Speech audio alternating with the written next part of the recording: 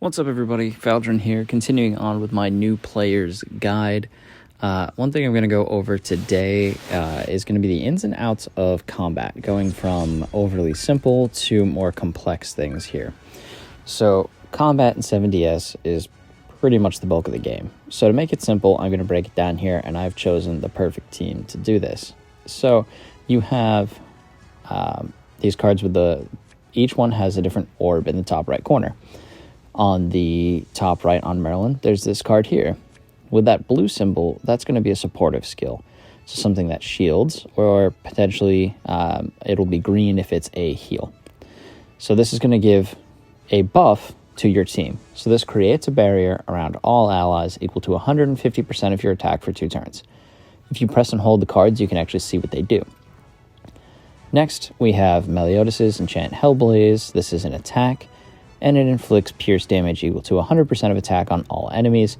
This allows it to be an AoE skill, hitting all 3 targets over there. Next, you have Darkness Flutter. Now this is a debuff, as you can see by the skull there. So this inflicts corrosion damage equal to 15% of remaining HP on all enemies for 2 turns. So this effect deals no damage when you cast it.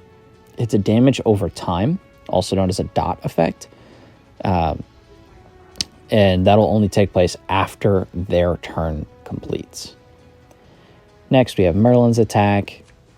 Inflicts damage equal to 120% of attack on one enemy and depletes 1 ultimate move gauge.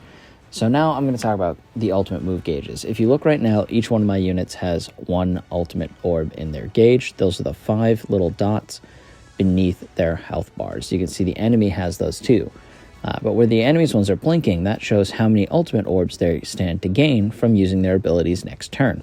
So the guy in the middle will gain 2 ultimate orbs after he uses both of his attacks. This allows you to choose your priorities pretty well and also see who has more, or which one of your units is closer to getting their ultimate. You want to prioritize getting your unit's ultimates and stopping their units from getting theirs. So make sure you're paying attention to that ultimate gauge. Typically, the only way to remove those is by using skills that have that ability. There are other tips and tricks to that, including different commandments. But realistically, you're going to be using attacks to deplete the ultimate move gauge. Or, honestly, the best way to prevent an ultimate from happening is to simply kill the unit. This is another perfect cube. Here, we have Lightning Beast's Chase. And again, this is important to take a look, because earlier I said the ones with the skull are damage over time and debuffs. This is a debuff, but it also does damage. So this one inflicts damage equal to 86% of attack on all enemies. So it's not that powerful. The damage it does up front is going to be lower than your typical attack. However, it gets the additional effect of shocking for 4 turns, and adding that damage over time debuff. So this is a little bit, this does damage as opposed to Darkness Flutter, but they each do different things. Meliotis' Darkness Flutter takes 15% of remaining HP off of all of the enemies, and Gilthunder's does additional damage equal to 45% of damage dealt at the end of every turn. So Darkness Flutter does more damage over time, but Gilthunder's is a little bit of a mixed. Some damage up front, some damage over time. Last, we're going to talk about Lightning King's heavy armor. So this is a stance. Now, some characters are able to assume a stance in which different effects happen. So this here, you assume a stance which taunts the enemies and decreases damage taken by 30% when attacked for 1 turn. So this means that anytime they attack, they have 3 attacks lined up. All 3 of them are going to attack Gilthunder if I use that stance. This allows you to direct your damage onto one of your allies, which can be extremely useful in this situation especially because they have 3 green heroes. And if you remember from the tutorial, there's the hero attribute scale.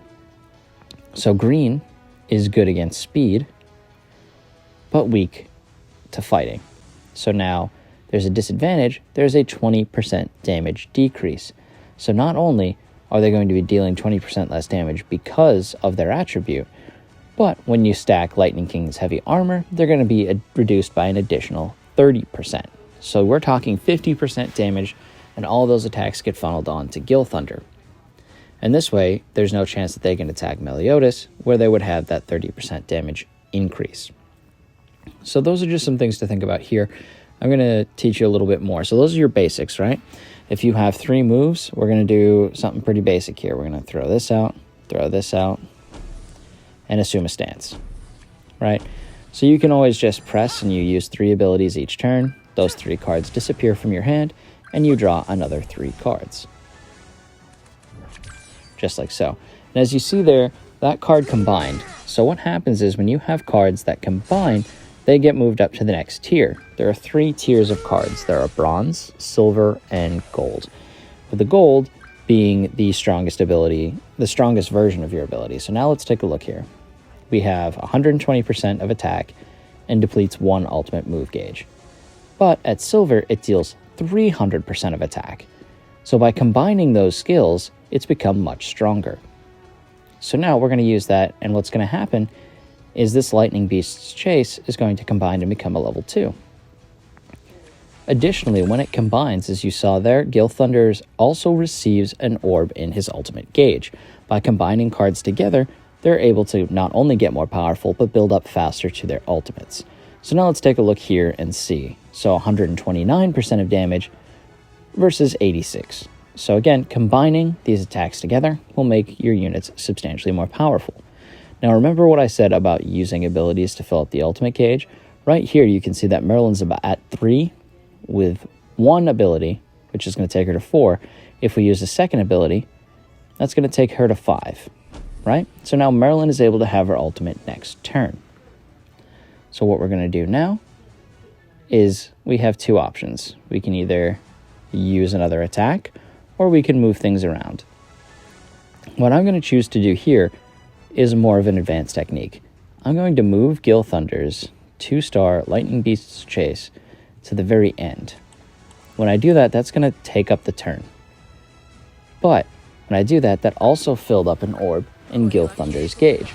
Now the reason I did this is because if you look, I could potentially have the option of combining another bronze Lightning Beast Chase, and then when I have 2 silvers, and there we go, perfect draw here, I'll combine the 2 to create a silver, and when 2 silvers are next to each other, that will allow me to create a gold. So I'm going to combine here and combine there to create the gold card, the most powerful version of Lightning Beast Chase, where I do 215% of attack on all enemies.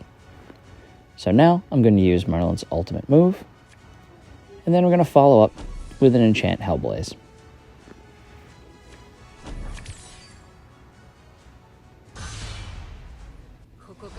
Now, these animations are one of my favorite parts of the game, but if you do play a lot, they can get a little boring to watch. So you might just want to skip them as you get further and further into the game, but honestly, I do think it's one of the coolest parts of the game, and I keep them on for the most part, unless I'm playing with other people, or I'm trying to grind something repetitively. Alright, so here we go. We now have Gil Thunder's ultimate move, which is a required. So this, I don't know why I said required, combined move. This move does rupture damage equal to 720% of attack on one enemy. But I didn't have to use abilities to build the ultimate gauge. Mostly what I did was build up Lightning Beast's Chase. So I'm going to use that, I'm going to use that, and then I'm going to use the perfect cube to help deflect any damage, and also to combine Meliotis' Enchant Hellblazes.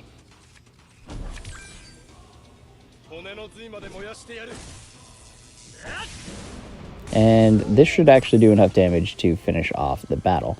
This is why using that gold level card is so important. Building those up not only helps me build the ultimate gauge for a powerful attack, but it also helped build up Lightning Beast's Chase to do so much damage even when he had a disadvantage against those units. So again, this is one of those more complex combat things that you'll have to learn over time. Which abilities you want to prioritize getting the ultimates for, which characters do the most damage in which situations, and you will get better at learning that over time. But your priority should be building up your ultimate gauge, stopping them from using their ultimate gauge, and making sure that you're using the most powerful version of your abilities that you possibly can. The most powerful, of course, being your ultimate move, and then from there, gold, silver, and bronze, respectively. Now, some situations where you're a much higher level, you may just want to get it over with and use your bronze cards, dump them out, kill the enemy, and move on.